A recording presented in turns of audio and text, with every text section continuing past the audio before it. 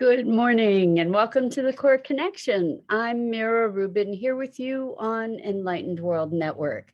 And today's topic is quantum evolution. And I think it's a great conversation because we're going to be talking about what it takes to vision beyond the limits of our present perception. So it should be fun. Anyway, before we get started, let's take a minute or two to get present. Let's take a deep breath in through your nose and hold it. And imagine clean, crisp oxygen flooding your lungs, flowing into your bloodstream, nourishing all your cells, all your organs, bringing vital life energy to your body and being. And as you exhale any tension, stress, negativity, fatigue. And now let's take another deep breath in through your nose and hold it. This time, imagine brilliant, bright light lighting you up from the inside out, illuminating, electrifying, and energizing all your cells, your molecules, your electrons, creating this brilliant beam of light from your heart out into the world. And as you exhale any remaining tension, stress, negativity, fatigue. And now let's just gently press our palms together and softly rub your fingers against your palms to feel the deliciousness of that sensation, the tickling, the tingling, the texture, the pressure. Just allow yourself to presence yourself to your physical body, this remarkable vehicle through which we participate in and experience life. So welcome. It's great to be here with you this morning. We're talking about quantum evolution. And in this case, I'm talking about evolution of being, evolution of awareness and consciousness. And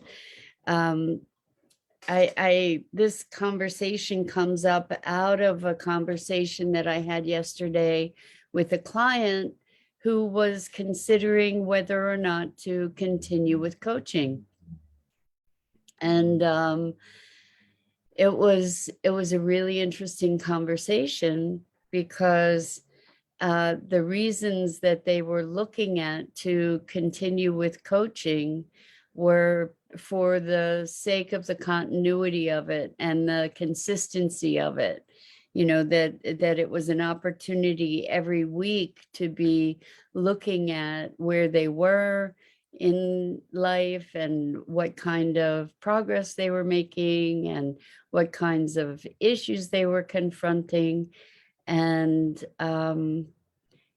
that, you know, it's not a very inspired or inspiring reason to be engaged in work that's meant to be transformational. At least that was my feeling about it. I mean, maybe that's cool for a lot of people, but for the work that I do with people, it's kind of magical work. And I want people to be engaged with it who are present to the magic of it and the possibility, not, you know, I'm going to do it because it's a constant, you know, like that's not a good enough reason. Good morning, Gia. So great to have you here with us this morning. Welcome. We're talking about quantum evolution, and you know, it's really maybe we're kind of talking about, you know, the very top of the cream, you know, that floats to the top of the milk kind of thing. I don't know if any of you have ever experienced that actually with raw milk, with where the cream floats to the top. But when we're talking about growth and transformation, so many of us, you know, feel like we're not growing. So to be talking about people who are growing and saying, you know, being on this trajectory isn't enough, you know, maybe that's kind of an extreme kind of position, but that's what we're going to talk about today anyway, is like being satisfied. And we can be satisfied. I mean, it's pretty awesome to know that things are unfolding and that we're in a constant evolution, and, you know, to be going along on a trajectory that is an evolutionary growth. That's awesome. And I don't want to belittle it in any way, because it's profound. And what I'm interested in the work that I do is to be able to see people going like quantum leaps. And when we talk about quantum leaps, we're talking about kind of nonlinear progression, where there's not a straight line from here to there. It's just like another jump of awareness. And this particular person in the work that we've done has made such incredible leaps and transformation in their way of being, you know, that they were saying, well, I know the power of this work, and, you know, I had the consistency of it. And I just was thinking, you know, that feels just kind of lacking life, lacking vitality. And so I said, well, what would it be like? What would be a compelling reason to continue this? Not like to continue more of the same. What would be a compelling reason to continue that would look like making the same kind of transformation, the same degree of transformation that you made in the beginning, to make that from where you are now to the next place? What would that look like? And so Gia says, wow, great topic again. You're so kind, Gia. I believe all of us are in the process of evolution, but as you said, it looks easier and happening in other people, whereas in our own case, it looks too slow or stuck. And what now? Yes, I agree. You know, we can see this externally in others, but we can also source it in ourselves. And so that's really what I'm talking about, because I think that you know, it's one thing to be in emergency management. You know, it's one thing to be like clearing out the obstructions. And in this person's case, I really feel that we've cleared out lots and lots of those obstructions. Good morning, Lisa. So wonderful to have you here with us this morning. We're talking about quantum evolution. So, you know, there are different, I guess it's Maslow's hierarchy of needs, or hierarchy of values.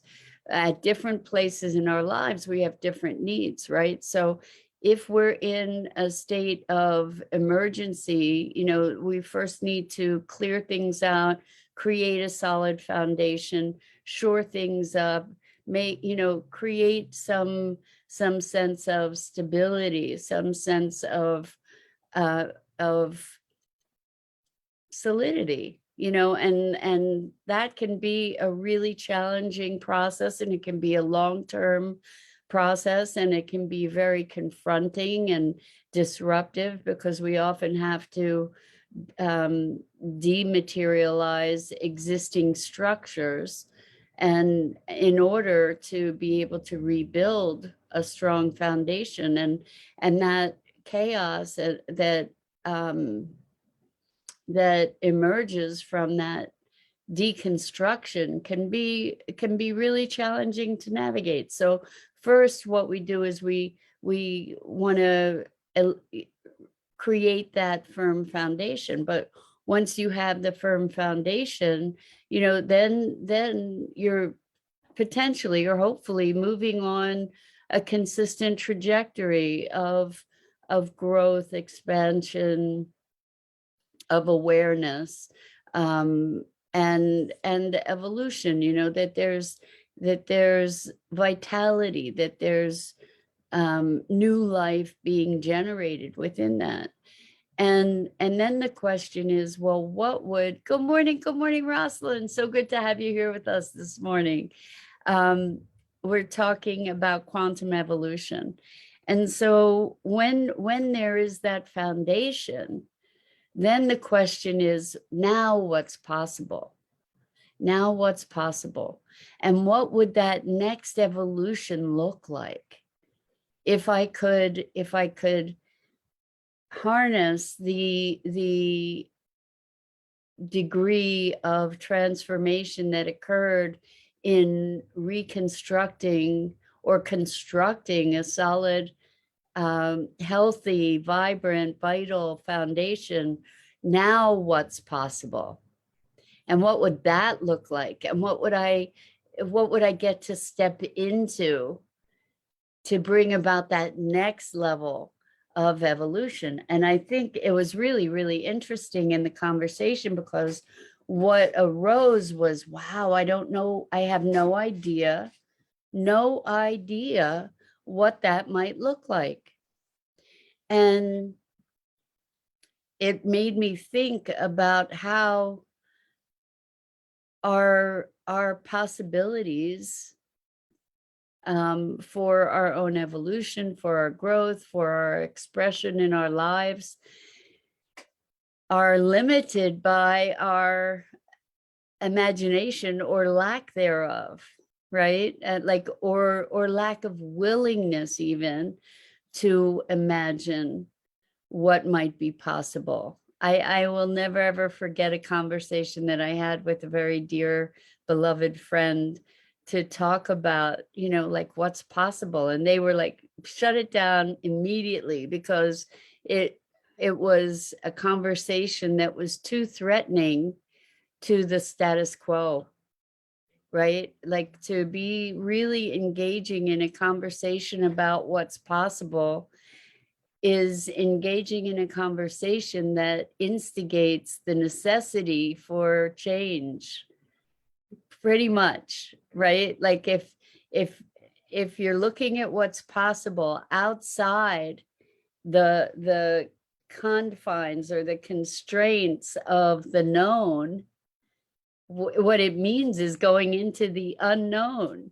And the unknown can be dangerous, in big air quotes, because it challenges the existing assumptions about how things are, right? And so with this client, that's the work that we'd been doing very, very successfully and powerfully, is challenging the way that they were perceiving their lives and their experience, and creating new foundations and creating new connections. And that was super powerful.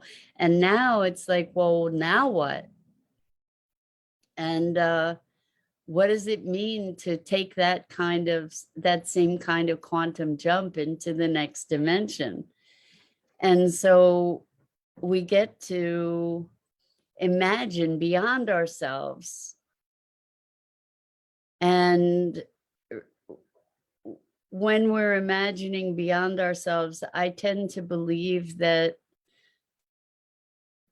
we're actually imagining more deeply into ourselves, like who we came here to be. What does it look like?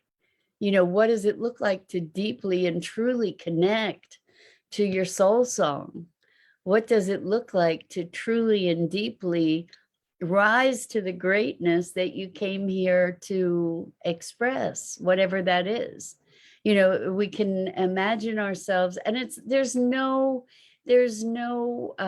mandate to have to do this. It's not that your life is more valuable if you rise to your potential, then if you choose to create a very comfortable and happy, fulfilled life, or not. I mean, like, there's no more value to you as a human being based on your expression. You are sufficient regardless. You are whole and worthy regardless. It's just a matter of, if we're here playing a game, and I sometimes entertain that that model, like it's a game and I'm here and and I can do with it what I want. It's just a matter of what kind of game you want to play. So for me, I'm very interested in working with those people who are playing that kind of game of let's transform the world kind of game. And because that is really super inspiring to me. So when we take the step to imagine that game or that level of play, the question is, how do we do that? How do we step outside of our limited ideas of who we are? So Lisa says, I wish I knew. I'm constantly treading water. I moved, which which was a huge change, but I don't know what my next step is. So thank you for calling that out, Lisa, because I promise you, you are not in any way alone when it comes to people feeling like they're treading water. And the thing is that you moved. So that is a huge change. And so the opportunity is to internalize that change. Like you are in a new place. And now you get to embody that. Like it's not the same. You could have it be the same you in the new place, or you can use this as an opportunity to be expressing new aspects of yourself in this new place. So I also recently had a conversation with a client who is in a new property. They've been there for a while, but they've had circumstances where they didn't really presence themselves fully into that place. And now, they're talking about having roommates and what kind of preparation to make. And the thought was, well, I don't want anybody to be so deeply entrenched here, so I'm going to make it so it's not super comfortable in the rooms that this person might move into. And I suggested, well, wait a second. What is it that you want from this place, this home? What is it that you want this place to be? And one thing that I've noticed for myself, now I've never moved into a newly built property, but whenever I've lived in rentals outside of my family home, I've lived in rentals throughout my life. And the one thing that I would do is I would paint when I would get into the house or the apartment or whatever it was. I would paint. And this friend who bought this property is talking about, having to paint it, and I just need to get that done and then I'll go do the next thing. I said, wait a second. This is a place that you're creating as your sanctuary. This is your place that you're creating as the new possibility, as the almost womb for your emergence. What if when you're painting, instead of painting to get it done, you're painting to imbue the walls, like paint the walls with love? What would that be like?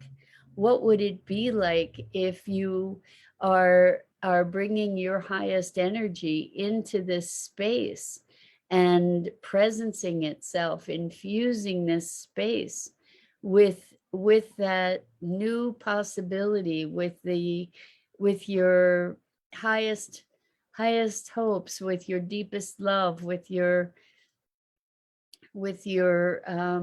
heart? What if you paint that into the space so that, with the intention that that space radiates it, and that the essence of that energy is just infused in that space so that the space radiates it out to you? Why not do that? And so, Lisa, for you, having moved, what is it to be painting yourself anew, into this new space, rather than carrying the old burdens into the new space. What does it mean? What could it look like to redefine yourself, to create new contexts, to make it a space of welcome and healing and nurturance, right? So I think that is probably a quantum level for you to be allowing for a new dimension of expression, and to be digging deep to find the expression of your heart, your deepest heart, your highest heart. I think that's available to you, really, truly, to paint the walls with love and possibility, and to keep remembering, like reassembling or assembling, maybe even for the first time, the notion of new beginnings, and now what's possible. So now, in this moment, without bringing all the burdens of my past and my disappointments and my hurts and my anguish, to allow it to be a new beginning. It's not the place that's going to give you that new beginning. It's you bringing that to the place. And so maybe a step is to also create community for yourself, to be looking at new ways to network, to find your people, to find your circle that's going to be nurturing and supportive, to find activities that you wouldn't have looked for in your other place. Like, allow it to be new and fresh, and see what emerges from that. Expect the unexpected in a good way. So often we spend so much energy worrying about the unexpected that might be destructive or negative. Why not expect the unexpected in the context of something, life-giving?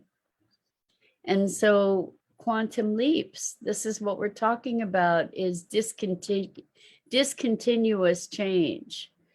So it's one thing to change on a trajectory like that. It's another thing to pop from year to year, right? Oh, you're so welcome, Lisa. I hope that's helpful. I really hope that's helpful, because we tend to believe that we change, that life is linear. It isn't. And in fact, I've talked to a biological an evolutionary biologist who has confirmed that is how evolution takes place. It's not linear, it is quantum. So there's all this energy, like you have all this energy, Lisa, that moved to this place of actually moving and changing your environment. And that's maybe the energy. You can use that momentum to seed this transformation to the next quantum level. And so when we look at the possibilities of our lives, sweet Lisa says, yes, it is. Your words are always helpful. Thank you. That's very kind. When we look at what's possible, we tend to imagine along this linear trail rather than to step outside to dream some new possibility into being. And that's what's available with quantum evolution, is to step outside the matrix of our existing constraints, meaning our beliefs, our ideas, the past that we're hauling around with us, all of that, to step outside the knowing of ourselves, the beliefs about who we are. This goes back to being willing to forget who we are or who we've been in order to become a new possibility. And that's what this quantum evolution thing is about, is presencing a new possibility, calling from the future. So Rosalind says, probing questions to ponder. Indeed, is like, what is possible? If I didn't have the perceived limitations that I have, what would my soul be calling me to do or be? I know my soul is calling me, some of it is, to levitate and walk through walls, and that hasn't quite manifested yet, but, it's still on the bucket list. But in the meantime, there are other quantum leaps that are equally as dramatic internally, experientially, in terms of what can be created and what we can create and generate in our lives. And maybe it's not even creating and generating as much as presencing ourselves to the possibility, and in doing so, making that possibility real, just by having the concept.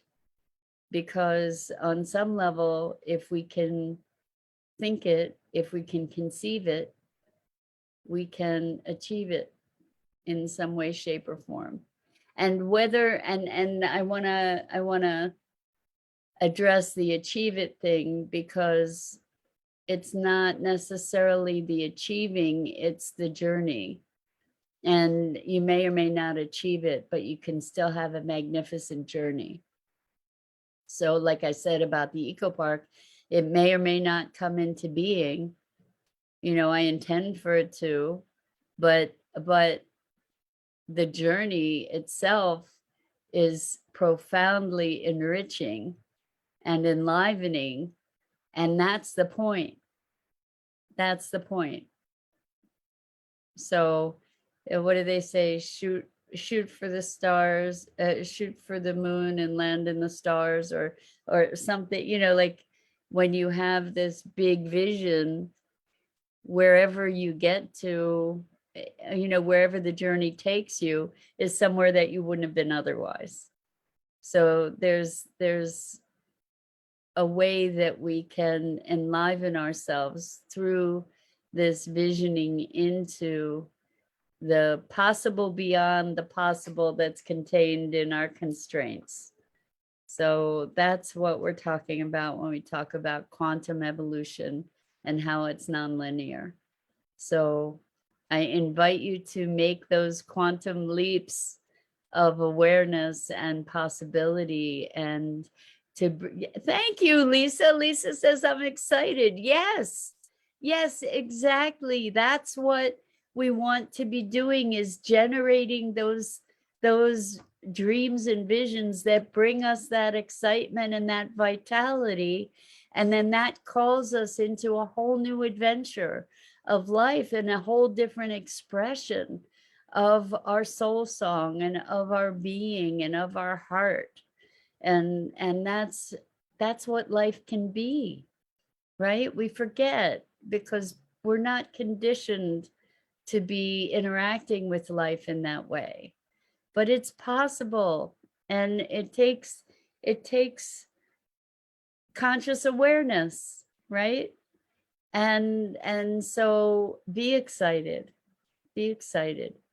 And with that, I'm going to wrap it up for this morning. So I'm Mira Rubin. This is the Core Connection. I go live each weekday morning here on the Enlightened World Network Facebook page at 9 a.m. Eastern. And I invite you all to take in and enjoy the other awesome programming from Enlightened World Network, EWN One with the Earth, Enlightened World Living, Gia, it's like last second, but fortunately I don't have to run this second this morning. So I'm going to read what you said. Evolving to me also means to keep questioning my limiting beliefs. For example, I don't have expertise to do X, Y, Z. I question that belief. Is it true? And is it true? And see a few examples from my life. What have I done in past such situation? It does make sense, Gia. And we say, okay, I don't have the skill set. Well, great. Then if it's something that is really calling to you, then you know what your next step is. Start getting the skill set, right? So for me with sustainability, I have this vision of an eco park. I was clueless about sustainability. I had no idea what it meant, what was involved, but I knew that I needed to do something for the planet. I knew that that's where my heart was. So what I started a podcast, and that gave me access to all kinds of people that I would never have had access to otherwise.